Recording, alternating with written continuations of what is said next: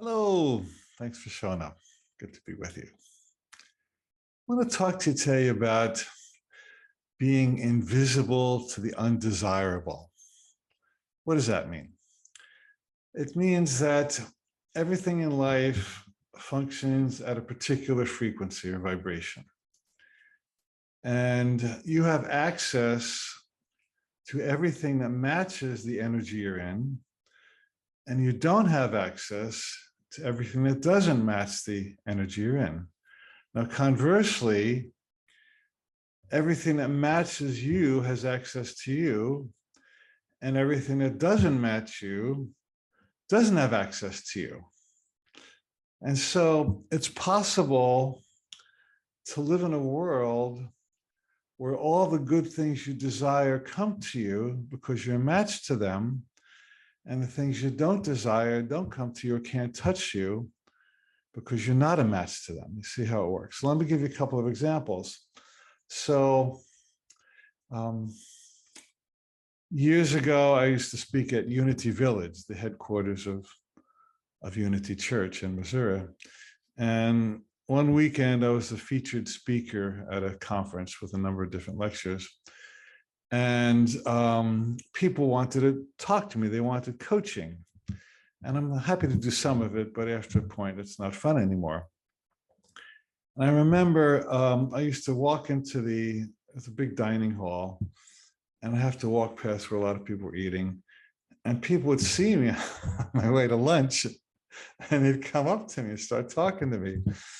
Or I'd be eating, and they'd sit down and want coaching. It was kind of annoying after a while, quite frankly. I'm happy to help people, but I like some space too. And so I realized that there was something in me that was attracting those people. Either I wanted to be the coach or wanted to be the famous guy, blah, blah, blah, blah. And I realized that I didn't want this anymore. So I decided that I would walk into this dining hall. And before I walked in, I placed what I thought of as a cloak of invisibility around me. And I decided I'm going to go have my lunch, and I don't need to talk to a lot of people, and that'll be my lunch. And so I just made up my mind that I would not be seen by people. I would not be a vibrational match to the people who wanted to talk to me, at least in that moment. And it worked. I would walk in, and the dining hall would be filled with people, and nobody would see me. It was like really cool. And so I learned that I could create a space around myself that was kind to me. It was a healthy boundary to set. Now, God knows I've done tons of coaching besides that, so that's I made my contribution. But then when I need personal space, I know how to do that too. Now, one day, Dee was in Whole Foods in Maui when she saw Julia Roberts shopping there. And so they just smiled at each other. And Dee's very respectful. She wanted to give her space. And she actually saw her in another aisle later, and they just made eye contact for a moment, nodded heads. And Julia Roberts went through her shopping experience at Whole Foods without being accosted by a lot of people. People in Maui are kind of cool. There's a lot of celebrities there, so it wasn't like she was in Hollywood or some other place. And so she had created an ambiance, an aura around her where she kept her space and nobody invaded it. And I believe this was her choice. I'm sure that over time she learned how to do that. So I'm remembering also, the Star Wars movie where Obi-Wan Kenobi and Luke are entering the enemy's camp, and they're being examined by they're being protected. The guards who are guarding the camp are watching them, and they're looking for Obi-Wan and Luke as suspects. But Obi-Wan goes like this. He goes, "We're not the ones you're looking for." So he kind of creates like a hypnotic spell. And the guard says, "Oh, they're not the ones we're looking for." And he lets them pass. So I want to suggest that you and I too have the power to be invisible to that which is undesirable. Now, my teacher Hilda gave another lesson, which I think I gave once before, where she said, take the gift and get the realm. We'll refer to it briefly. She said she had a dream in which she was in a very cheap shoe shop, a cheap clothing store. And she bought these really cheap shoes for a cheap price. And then she said that all these demons and nasty things started happening to her because she had dropped into a consciousness of bargaining and cheapness. Not that she shouldn't buy cheap stuff, but it was below her dignity to buy shoes like that in that moment. And so she stepped into this realm where everything came at her was cheap and empty and problematic. And so her gift, her lesson was, take the gift and get the realm, which means that anytime you take a gift from a vibration, so you now have access to everything that matches that vibration, for better or worse. Now, when I was in college, I saw this really cool red Mustang Fastback, like a racing sports car. And I was really enamored with it. Like the whole idea was for people to see me driving this cool car. That was my consciousness in college. And so I bought this car and I showed my girlfriend, and everybody's looking at me, oh, Alan, you have a cool car. And then one weekend I drove up to Boston to see my buddy. And I parked it on the street and went to his house for the weekend. And I came back and the car was not there. And somebody had stolen it. And I flew home back to New Jersey, and he was in charge of the police examination. And he said, yeah, the police called me, says, you wouldn't believe, I found it in Roxbury, which is a poor section of, rough section of Boston. It was stripped. He said, the only thing that was left was the frame. He said, you don't want to see it, Alan. So I bought this car for the purpose of appealing to people who were impressed by flashy cars. And I got the realm because somebody who was impressed by that flashy car stole it. You see how it works. So I haven't bought a car like that. I bought another car like that, but it was for me. I didn't care if anybody ever saw me. I just enjoyed it years later. And that nobody stole that one because I wasn't trying to impress anybody. I was just impressing myself because I liked the car. Now let's flip it, and you can take this same metaphor, the same example, for good things coming to you. So in Hinduism and Buddhism, there's a thing called satsang, which means the company of truth, which means that you hang out with people who have high values, who value the things that you value, spiritual things. And so you go sit with a guru, you have a meeting, you talk, you have a conversation, and you're in the company of uplifting things, which helps you to attract more uplifting things. And this is why it's so important to consider every thought, word, and deed as an investment in more of the same. So when you go to a meditation class or a yoga class, you study with a healer, or you're a coach, you're giving coaching, receiving coaching, in that moment, you're in a high vibration and you have access to all the truth and wisdom and healing and upliftment and right relationships that match that high vibration. So this is why it's so important to consider the environments you're putting yourself in, especially the psychic, the psychological, spiritual environment.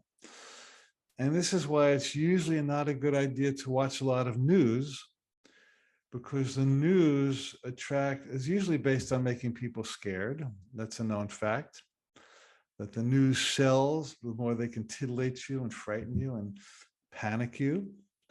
And so when you watch the news, now you have everything that matches the fear vibration that the news is usually built on. If you watch other things like uplifting documentaries or fun family films or romantic comedies that make your heart light, or lectures by spiritual teachers or podcasts, stuff like that, then take the gift and get the realm. You've accepted a different kind of gift, and you're getting a different kind of realm. Now, Jesus said this in the language of his own time. He said, in my Father's house, there are many mansions. We could say that in my Father's mansion, there are many rooms. It's the same idea, which means that we live in a universe of multiple alternative or parallel realities. And they're all functioning simultaneously. The world of pain and evil and sorrow and suffering, that's its own dimension. The world of aliveness and joy and creativity and positivity and contribution and sharing and healing, that's another room in the mansion. And any room you enter gives you more of that room. Now, the good news is that even if you've been hanging out in a dark room of depression or frustration or conflict, and that seems to be reality, doesn't mean it's the only reality. It is one option of reality. You can, by will and choice, enter another room that's an entirely different reality. And the truth is that anything can change to anything at any time, which means that when you change your consciousness, then your experience will change and you'll see a whole different world than you were seeing when you were in a darker place. And my teacher gave this analogy. She said, well, imagine you're at a party and you're in one room that you've been in for quite a while. And at one point, the room was comfortable and attractive. And you enjoyed the people, you enjoyed the conversations, you enjoyed the values.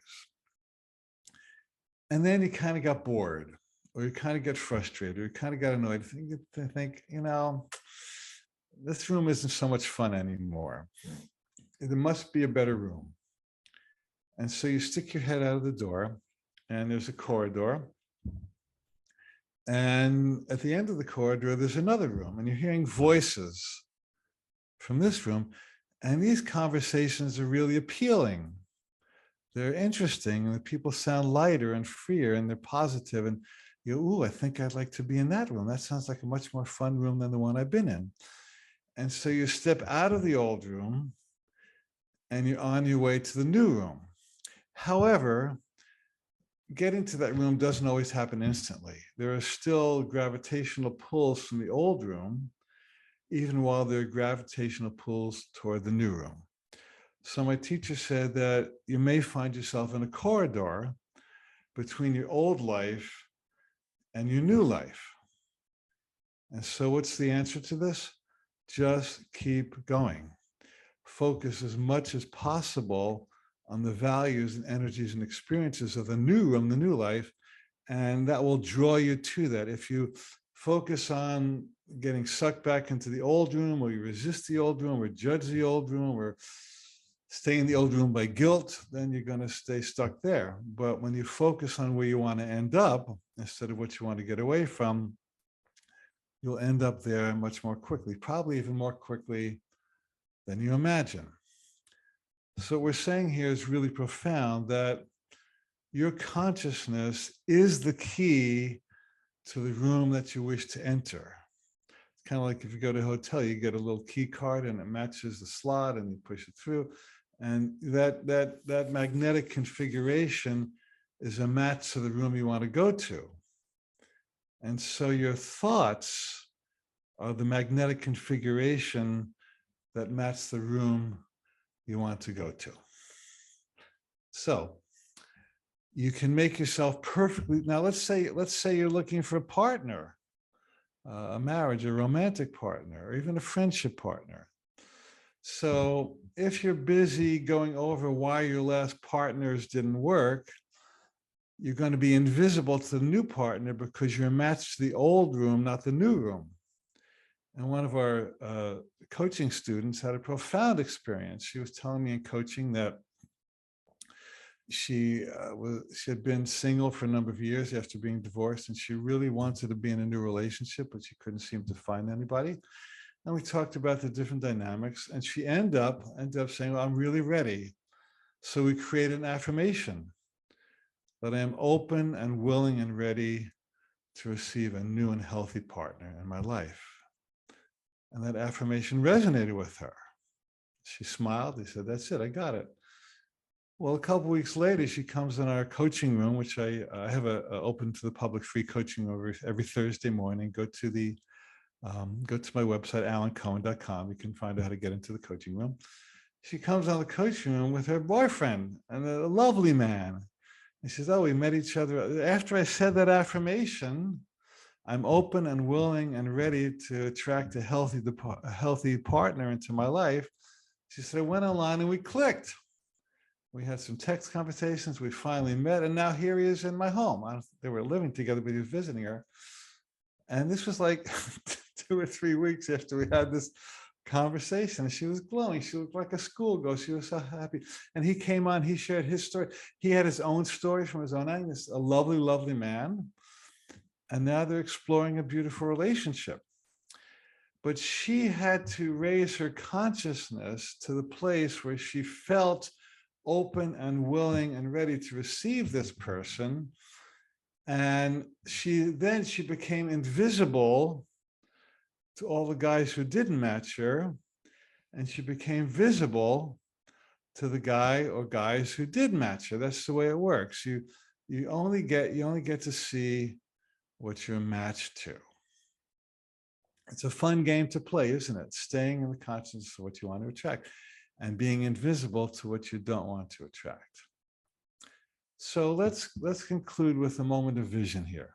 So if you want to close your eyes with me for just a moment here, take a breath and ask yourself, what world do I wish to live in? What kind of people do I want to hang out with?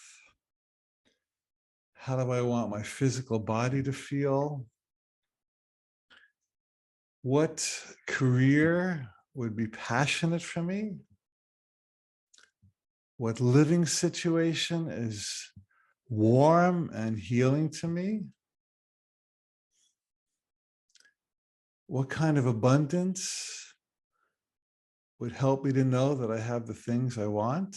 Not just enough, but more than enough.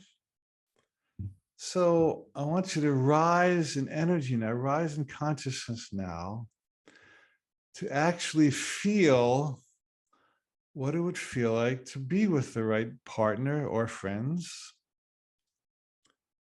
Who would you be in that relationship or those kinds of relationships? And as you get the feeling, even for a moment, you're there. Like, wow, that's the feeling I've been looking for. That's who I want to be in my world of relationship. Whoa, I'm actually there now, even for a moment of feeling it. Step into your right living situation. What would your right home look like and feel like? Some people like to live by the sea. Some people like to live in the mountains. Some people enjoy the city.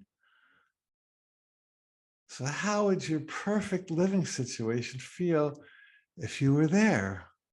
Who are you already in that situation? Who are you in your passionate expression that is bringing you abundance because you're serving the world through your passion and the kinds of creations that come from your passion? People want to buy your product or service. They want to be with you while you're passionate about creating your product or service. So what we're doing now is we're rising into the frequency where we're completely visible to everything that matches us and completely invisible to everything that doesn't match us. We are choosing the realm in which we want to live. We're making a conscious choice about who we are in the highest version of ourself. And I tell you, you could not make a better contribution to the life you wish to live. You know, you may have to do some things afterwards, that's fine. But planting these seeds of expanded consciousness are they are the energies that open the door to where you want to be. In fact, you're already where you want to be. Just need to remember it. So if you wish to continue this meditation after I say goodbye, please do so. Otherwise, thank you so much for coming. It's been a fun time. I love to see you. Click on the bell to receive notifications for when and where I'm going to show up. We'd love to see you again. Have a great week. We'll see you soon. Love you lots.